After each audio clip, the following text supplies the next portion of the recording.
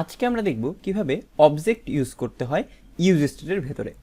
এর জন্য শুরুতে আমি যেটা করব, আমাদের দুইটা ভ্যালুর কোনো দরকার নেই, আমরা সিঙ্গেল ভ্যালু নিয়ে কাজ করব। আমি এগুলো সব কেটে দিচ্ছি, এই H1 সহ এই পুরো বাটন দুটোও কেটে দিলাম। আমরা এইটাও ইউজ করব না এখানে। আমরা যেটা করব, আমাদের এখন কাউন্টারটা চেঞ্জ করে আমি দিচ্ছি নেম, এবং এখানে এই সেট কাউন্টারটা আমি চেঞ্জ করে দিব সেট নেম। এবং ইউজ স্টেটের ভেতরে আমরা এখন যেটা করব সেটা হচ্ছে, আমরা ইউজ ইফেক্টটাও কেটে দিই, না হলে ইরর শো করছে। তো ইউজ ইফেক্টের ভেতরে আমরা যেই কাজটা এখন করব, একটা অবজেক্ট সেন্ড করব, এবং অবজেক্টটা আমরা এখানে ডিফাইন করে দিচ্ছি। যেমন এখানে আমরা দিতে পারি, যেহেতু নেম দিয়েছি, আমি দিচ্ছি লাস্ট নেম ইকুয়াল টু, শুরুতে আনডিফাইন থাকবে, এবং তার পরবর্তী আমরা আরেকটা প্রপার্টি দিচ্ছি যেটা হলো ফার্স্ট নেম। আমি একটু উল্টা দিয়ে ফেলেছি, একটু ফার্স্ট নেমটা আগে যাচ্ছে, এরকম একটু দেখতে সুন্দর লাগবে এই আর কি। তো এটা ফরম্যাট করলাম। আচ্ছা, তো এই হয়ে গেল আমাদের একটা অবজেক্ট ডিফাইন করা, কিন্তু ইউজ স্টেটের ভেতরে।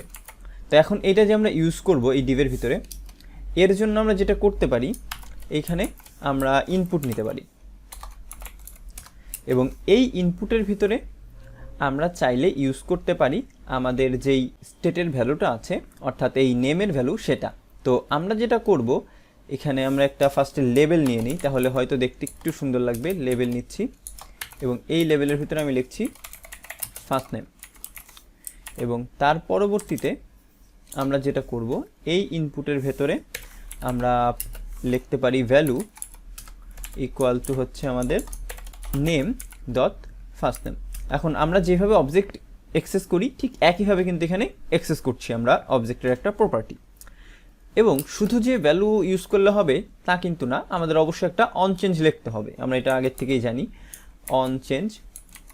তো অন চেঞ্জে আমরা কি করব, এখানে আমরা একটা চাইলে অ্যানোনিমাস ফাংশন লিখে দিতে পারি, ডিফাইন করে দেবো যে এই ফাংশনটা।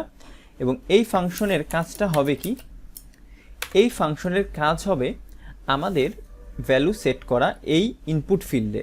এখন কোন ভ্যালু আমরা সেট করব, আমরা ইভেন্টে যেই ভ্যালুটা পাস করছি সেই ভ্যালুটা, অর্থাৎ এই যে ইভেন্ট অন চেঞ্জটা যাচ্ছে কার সাপেক্ষে যাচ্ছে, এই ইনপুট ফিল্ডের সাপেক্ষে।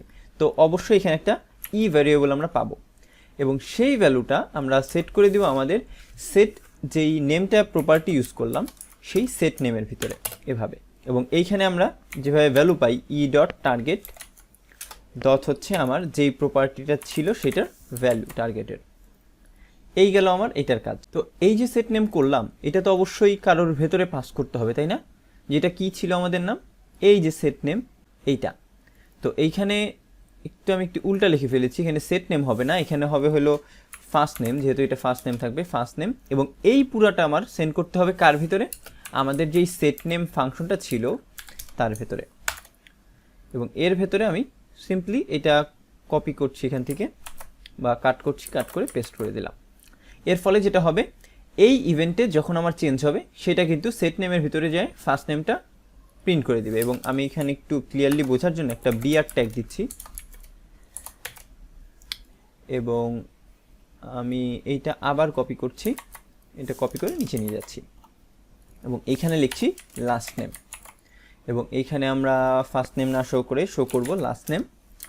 এবং এইখানেও ঠিক একইভাবে আমি শো করছি আমাদের, বা সেট করছি আমাদের লাস্ট নেমটা। অর্থাৎ এক একটা প্রপার্টির সময় এক একটা আমরা আপডেট করছি। তো এখন আমরা যেটা করব, আমরা একটু ব্রাউজারে চলে যাই। দেখেন এইখানে আমরা দুইটা ভ্যালু বা ইনপুট ফিল্ড দেখতে পাচ্ছি, একটা ফার্স্ট নেমের জন্য, একটা লাস্ট নেমের জন্য। এবং আমি আরেকটা কাজ করে দিই, তাহলে একটু ভালো হয়। H1 একটা ট্যাগ ইউজ করছি, যেখানে আমি ফার্স্ট নেমটা ইনিশিয়ালি দেখতে চাবো, বা যখনই লিখবো তখন যেন আমি দেখতে পারি, সেই জন্য আমি ফার্স্ট নেম দেখব এখানে। এবং এইখানে আমি লিখছি নেম ডট ফার্স্ট নেম, এবং এইটা আবার কপি করে নিই, হ্যাঁ কপি করে নিয়ে আমি পেস্ট করে দিচ্ছি। এবং এইখানে এটা হবে হলো লাস্ট নেম, এবং এইখানে আমার এটা লাস্ট নেম। তো এখন যদি আমি ব্রাউজারে চলে যাই, দেখেন ইনিশিয়ালি ফাঁকা দেখাচ্ছে।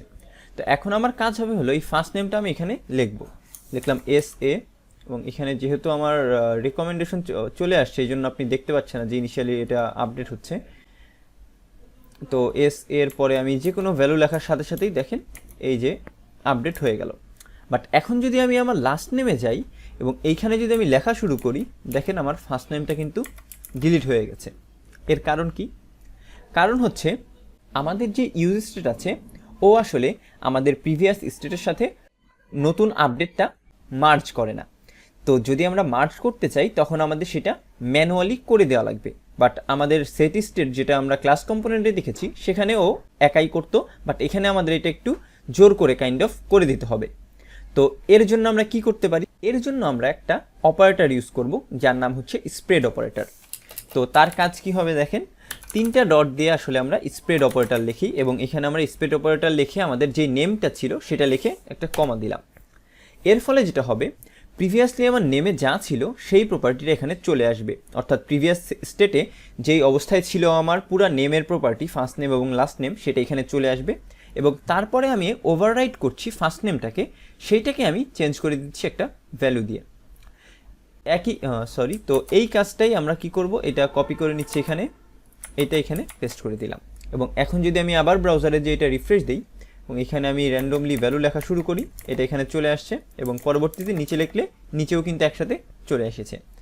তো আমরা যদি অবজেক্ট নিয়ে কাজ করতে যাই এবং এরকম কোনো অবস্থা থাকে যে মাল্টিপল ভ্যালু আছে এবং সেখানে আমরা যে কোনো সিঙ্গেল একটা চেঞ্জ করছি, তখন কিন্তু অবশ্যই আমাদের এই স্প্রেড অপারেটর দিয়ে প্রিভিয়াস ভ্যালুটা সেট নেমে নিয়ে এসে তার উপরে নতুন যেই ভ্যালুটা আছে সেটা আপডেট করব বা ওভাররাইট করব। তো আশা করি বুঝতে পেরেছেন। আজকের ভিডিও এ পর্যন্তই। সবাইকে ধন্যবাদ।